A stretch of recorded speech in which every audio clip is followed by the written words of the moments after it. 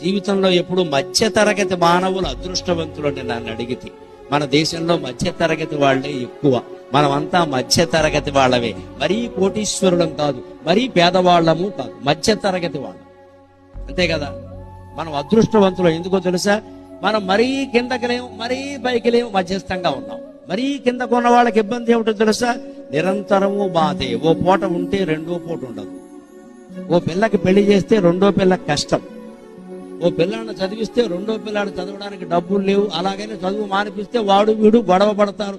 నాన్నకు నువ్వంటే ప్రేమ, నిన్ను చదివించాడు, రిక్షా తొక్కి మరీ చదివించాడు, నన్ను చదివించలేదంటాడు.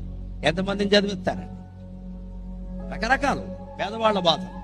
పెద్దవాళ్ల బాధలు మరీ వేరుగా ఉంటాయండి. అక్కడ 100 కోట్ల రూపాయలు పోగుపడిపోతాయి. కొడుకులిద్దరికి పడవు, కూతుళ్ళిద్దరికి పడదు, భార్యాభర్తకి పడదు. పెళ్లి చేస్తే కొడుక్కి కోడలికి పడదు. అంతా పడకపోవడమే ఎక్కువ, అస్తమానం మేడ నుంచి కింద పడటమే ఎక్కువ.